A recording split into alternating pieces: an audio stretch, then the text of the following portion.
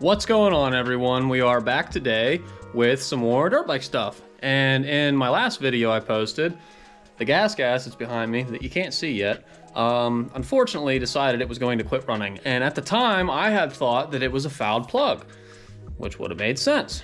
However, upon further investigation, whenever I got it home and I did a little bit of research and digging around on it, come to find out it just doesn't have spark. So I already have it halfway ripped apart. But I saved the good stuff for you guys. So right now I'm getting ready to pull the ignition coil off of the bike. I have the side plate off and I have the seat off and I got all kinds of stuff off. The radiator, one side of the radiator's hanging down, and we're gonna get this ignition coil off of here and we're gonna test it and make sure that that is the problem before we just go buying shit we don't need. So without further ado, let's get that coil off.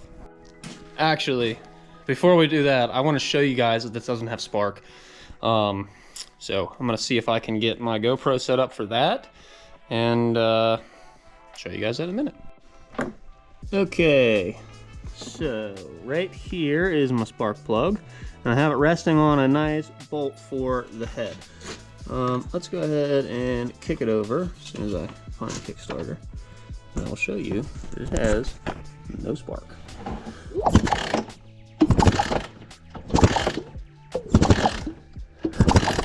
Nothing. Not a bit. Not even a little bit. Which makes sense now because I'm almost wondering if the E3 plug that I was trying to put into the bike, I actually had nothing wrong with it, and somehow the old NGK that I had in it was still enough to fire it, which I'm very confused about because, I don't know, I mean, I don't know how you couldn't be confused about that.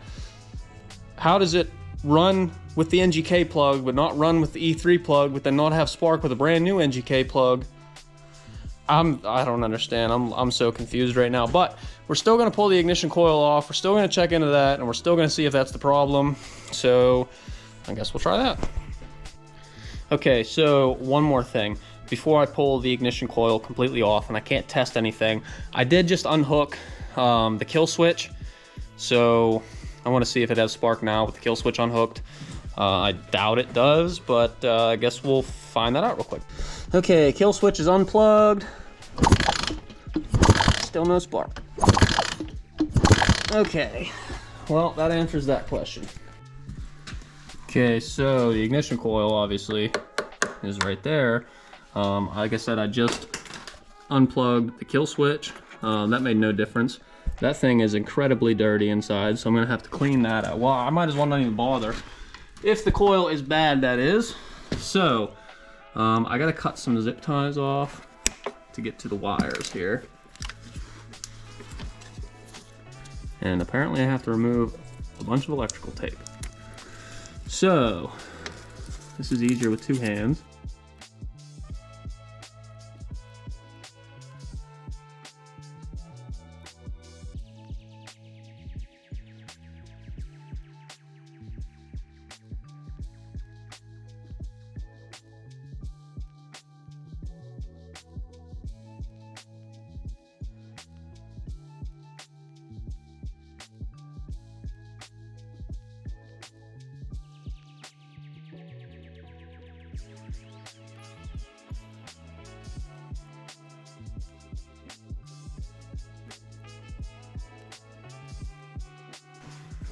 I'm gonna unplug this one, which actually kind of looks a little bit fucked up. I will show you what I mean. I don't even understand how any of this stuff had connection because this one was packed full of mud, the kill switch was packed full of mud, and I actually think one of these sides is the primary side, and one of these sides is the secondary side. And you need good connection on both of those. I'm still not super experienced with it yet. I gotta watch a few more videos and do a little more research. But as far as I know, this would be, I think this would be primary. And I think this one would be secondary. I'm probably way wrong on that. But anyways, I'm going to finish pulling the ignition coil off and I'm gonna get it up on the bench, and I'll be back with you guys when I do that.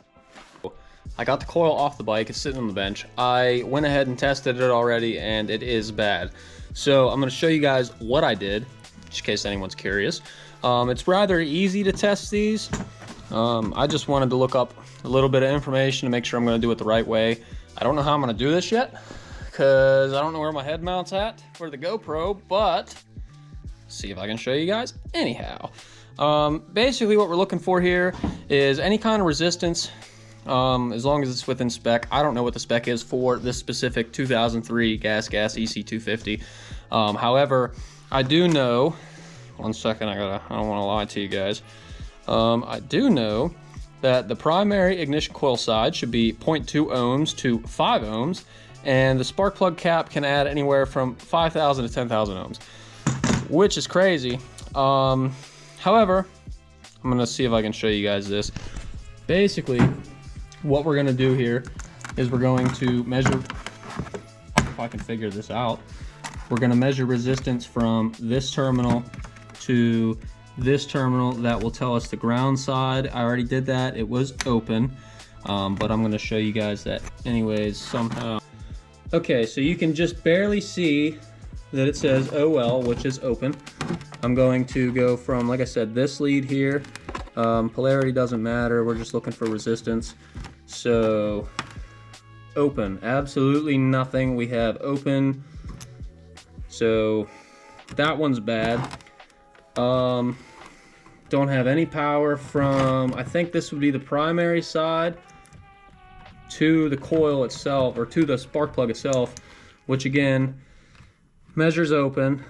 So I think that it's safe to say that this ignition coil is no good. It's bad, it needs thrown away, and I need to buy a new one. So, I guess we're gonna leave the bike apart. We had plans to go riding this weekend, but I don't think I'm gonna be able to take the GasGas. I think I'm gonna have to take the CRF, which I don't like riding in the woods because of how heavy and how big the damn bike is, because it's a dual sport.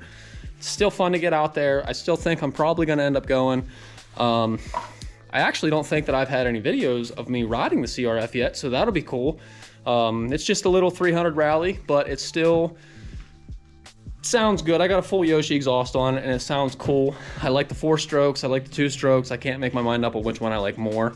Let me know in the comments what you guys like more. I like to hear everyone's thoughts on them. I like the 2 strokes because of the raw bottom end torque that they have. I mean, they're so nice for enduro. The 4 strokes are cool for their own aspect of things. I like the way they sound whenever you're ripping hill climbs with them. Man, they sound sweet. Like a 450 on a nasty hill climb, dude. Oh, they sound so good. But getting a little off topic here. So like I said, I do need to order a new ignition coil. I do have a new plug in the bike. Made no difference, but it might be a blessing in disguise. I'm still waiting on the new plastics to come for the GasGas. They are in the mail. They're coming from eBay. I found a full set, so I can get rid of that junk ass back fender that I snapped and destroyed. And I still gotta find the subframe, and I still gotta find an air box. Subframe might be hard to find. So if I can't find one, I guess I'm just gonna ride a twisted bent bike for a while until I either get a new one or can find the parts that I need. So doing a little more digging on the GasGas, and we're looking at the headlight now because we found a couple broken wires, and these are just kind of hanging out here. So we're gonna untape all these and figure out what's going on there, and I guess we'll be back with you guys when we figure that out. Okay, so we got a lot of the rat nest tore apart, and we're still trying to look up some diagrams here, but we did get spark back.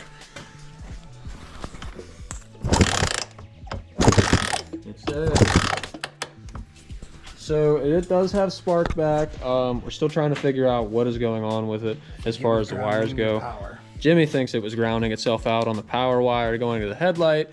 I'm not disagreeing with him. I think that it's a good possibility that it could have been, but I still want to look up the diagram and just figure out the rest of the wiring because it is a freaking nightmare in there. It looks disgusting. So we're going to figure that out. But yeah, got spark back, so we're on the right track. We're getting there. Okay, thanks to Jimmy for making everything look so nice and clean. I mean, I did the little shitty ones here, but everything looks nice and clean now. So we still have spark. We're gonna get the headlight back on the bike, and we're gonna see if it fires up finally. And if it does, it's going to Hillsville on either Saturday or Sunday. I don't know yet. The spark is back, and we're gonna try firing it up. What do you think? Choke on, choke off? We'll try choke on. We'll just try it. See if it fires up first kick, that'd be sweet.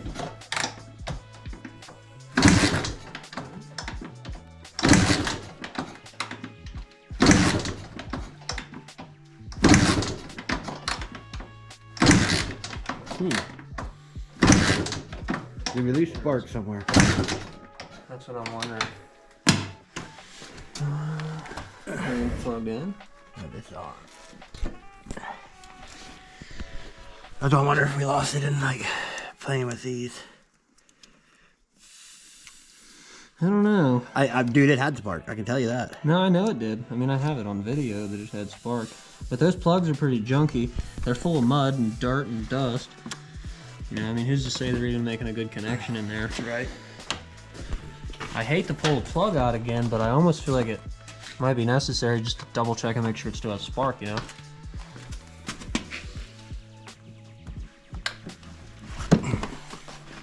Yeah, we didn't check it after we bolted the coil on. No, we did But not. I mean, you wouldn't think we'd have to. No, I mean, I didn't figure we would, but I guess I got a little excited. Where'd that spark plug wrench go?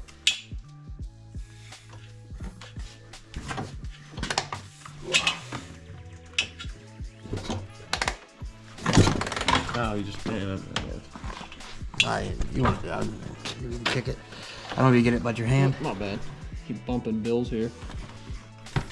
Oh, yeah, I'm gonna stand on it. I forgot there was a plug in it. Yeah. They're gonna roll over nice and easy. Nope, guess again. You ready? Yeah. The only thing we did was hook the headlight up. I know. There's spark. There's spark? Like a Yeah. lot? Yeah. Huh.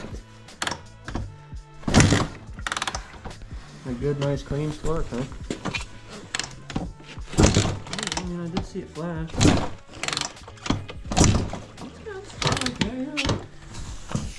Okay.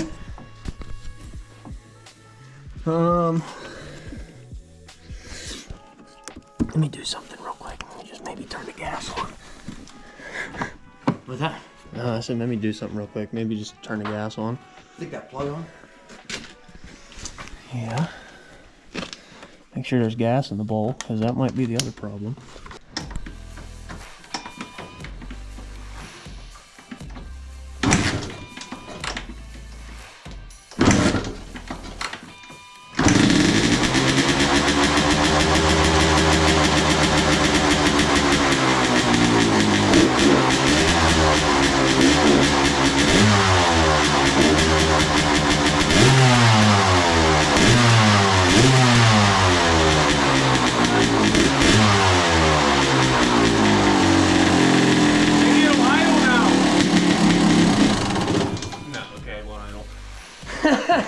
Alright, well look at that.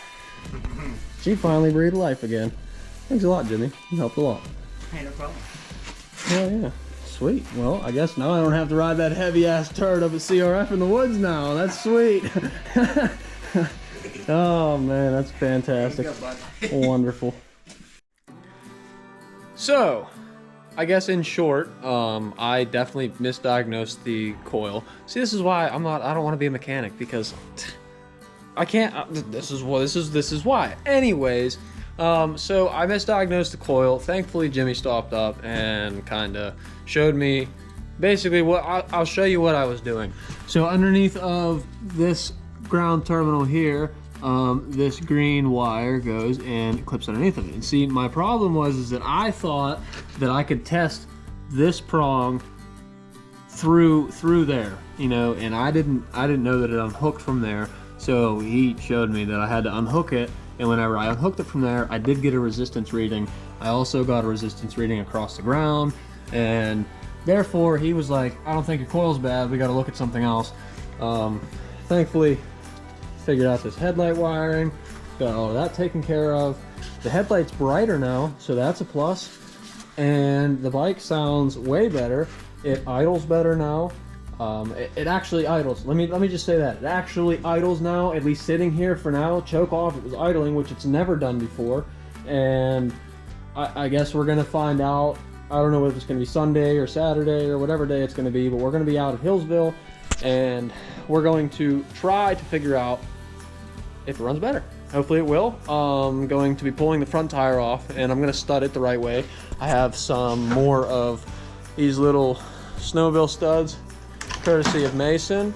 I don't have a whole lot of them, but I'm thinking some's better than none. And I'm also gonna maybe pick up some nuts for some screws for the front tire as well, like I did on the rear tire. And basically, I don't want to have what happened last time happen this time, because I'm sure if any of you watched my last video, you've seen that, like, I hit one hill climb, I made it up the first time, I tried to hit it again, and it was super slippery that time, and the front tire just washed right out. And that's the other thing. I mean, you can't see what you're doing out there. There's rocks everywhere hidden underneath the snow, you know, and maybe this is just me making excuses, but I'm sure it's me making excuses. But it does get challenging at times, you know, and I'm still, like I said, I'm not a professional, and I'm not very good at doing this. I'm still learning little by little, but anyways, like I said, the bike is running now. We're gonna have it out this weekend. We're gonna see what's going on with it, and yeah, I guess that's the end of the video. Thanks for watching. If you liked the video, let me know what you think. Give me a thumbs up and subscribe to the channel for more content like this. I also have this giant hunk of turd in here right now, and this thing, I didn't do a video on it, but I did patch the frame and I did some half-ass Bondo over there.